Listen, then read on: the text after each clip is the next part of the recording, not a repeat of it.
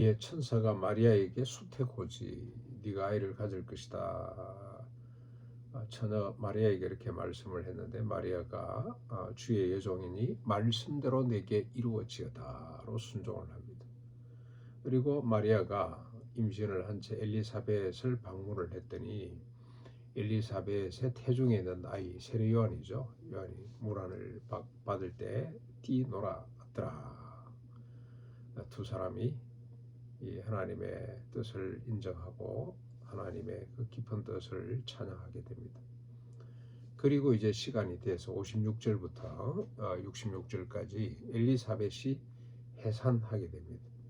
이웃과 친족들이 크게 기뻐합니다. 아이가 없던 집에 아이가 태어나서 믿음의 대를 잇게 되었으니 얼마나 기쁘겠습니까? 그래서 온 주변 사람들이 기뻐합니다. 8일 만에 할례를 행하고 부친의 이름을 따서 사가랴라 하려고 했지만 어머니가 요한을 고집합니다. 우리 집안에 그런 이름이 없는데 왜 그런 이름을 짓느냐. 사람들이 반대를 했습니다. 그러면서 남편 사가랴에게 그러면 물어보자 하고 몸짓으로 말을 해달라 그랬더니 서편을 달라고 해서 요한이라 그렇게 동의를 합니다. 그리고 이렇게 이야기할 때 그때 입이 열렸습니다. 이 일을 듣던 모든 사람들이 요한에 대한 기대가 넘치게 됩니다. 이 아이는 보통 아이가 아니구나. 하나님께서 특별히 이 땅에 태어나게 하신 그런 아이구나 라고 생각을 했습니다. 67절로 79절까지 보면은 요한의 부친 사가랴가 성령이 충만해서 예언을 하게 됩니다. 찬송하라. 이스라엘의 하나님이 우리를 위하여 예로부터 말씀하신 바 구원의 뿔을 다윗의 집에 일으키셨도다. 우리 조상에게 늘 맹세하신 것처럼 우리가 주의 앞에서 종신토록 성결과 의로 두려움 없이 섬기게 될 것이다.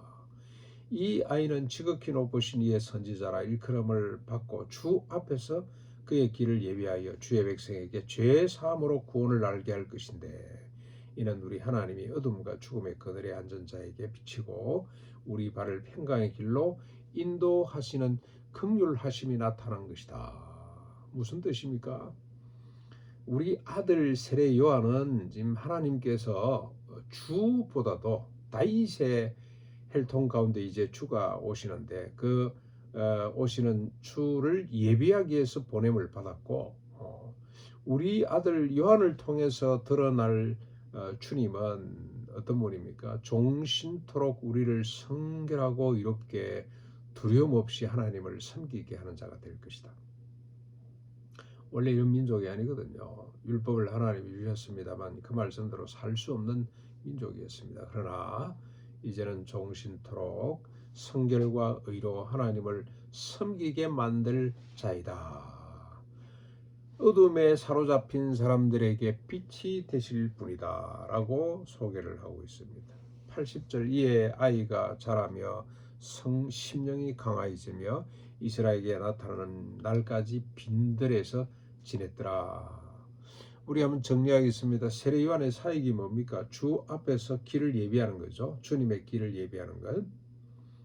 주의 길을 예비한다는 건 뭔 말입니까? 주의 백성이 죄인임을 깨닫고 그 죄를 들고 죄 사함의 권세를 가지신 주님 앞으로 나와서 구원을 알게 하는 것. 그게 세례 요한의 사역입니다. 대단한 사역입니다. 율법으로 깨닫지 못했던 인간이 죄인임됨을 요한이 이제는 이제 외침으로 깨닫게 하고 그래서 어찌할꼬 하는 사람들을 그럼 어쩌면 좋냐 어떻게 해야 되냐 하는 사람들 그 사람들을 예수 그리스도 모든 죄를 사해 주실 뿐만이 아니라 죄의 권세로부터 자유케 하는 사망에서 생명으로 옮기게 하는 예수 그리스도 앞으로 인도하는 것 그 길을 예비하는 것 그게 세례 요한의 사역입니다. 그렇다면 오늘 이 사가랴의 예언 가운데 잠시 나타났습니다만 주 예수 그리스도의 사역은 뭡니까? 조금 전에 우리가 살폈습니다만 주의 백성에게 죄 사함으로 구원을 받게 하는 것. 어둠과 죽음의 그늘에 앉은 자에게 빛을 비춰주는 것. 진리와 구원의 빛을 비춰주는 것. 평강의 길로 인도하시는 것.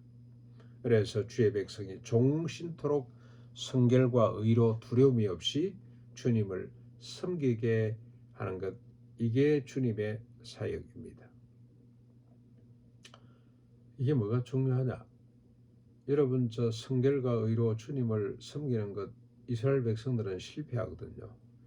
인간의 의지로는 안 된다는 겁니다. 인간 존재 자체는 하나님의 말씀을 거역하도록 되어 있기 때문에 안 되는데, 그걸 가능케 하는 분이 주님이다. 우리 주님이 이루시는 구원이다. 그것이 하나님께서 소원하신 바 믿음의 조상들에게 약속하셨던 바로 그 내용입니다. 우리 존재를 근본적으로 새롭게 해서 이제는 율법 수준 정도가 아니고 어느 정도로 성결하게 됩니까? 산상본 수준으로 우리를 성결하게 해서 하나님을 예배하게 하는, 영원토록 하나님을 기뻐하고 찬양하게 하는 것이 우리 주님의 사역이라는 것입니다. 이게 복음이죠. 얼마나 영광스러운 사역입니까?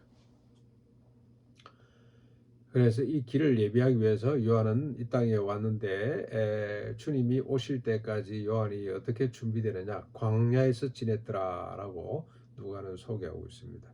근데 마태복음에 보면은 요한이 광야에서 어떻게 지냅니까? 주의 길을 예배하면서 지내는데 메뚜기와 석청으로 끼니를 때우면서 낙타 트롯을 입고 허리에 띠를 두르고 그렇게 살았습니다. 마태복음 3장 4절에 그렇게 기록이 되어 있습니다. 그런데 여러분, 우리 김용기 장로가 이 세례 요한의 이 모습을 참 좋아했습니다. 메뚜기, 그건 뭐 중동 지역에 흔한 거였고, 석청은 뭐 그냥 야생꿀이죠. 야생꿀, 바이타민 있는 또 야생꿀을 따먹고. 그러니까 저 메뚜기는 쉽게 구할 수 있는 거, 손으로, 뭐 우리 김용기 표현에 의하면 손으로 훔치면 잡힌다고 할 정도로 많았다 그럽니다. 석청을 먹고 낙타 트롯을 입었더라. 낙타 트롯은 할아버지가 입던 거 손자가 입어도 되고요. 그만큼 질기죠. 그리고 세탁할 것도 없이 그냥 흙에 뒹굴다가도 툴툴 털면은 바로 입을 수 있는 옷이라고 합니다. 그러니까 지극히 단순한 삶, 삼행자의 삶의 모습이죠. 먹고 마시는 거, 입는 거 신경 안 쓴다는 겁니다. 지극히 단순하게 먹고 입으면서 삼행자로서의 길을 가는 것인데, 이런 자세가 필요하다. 이런 자세.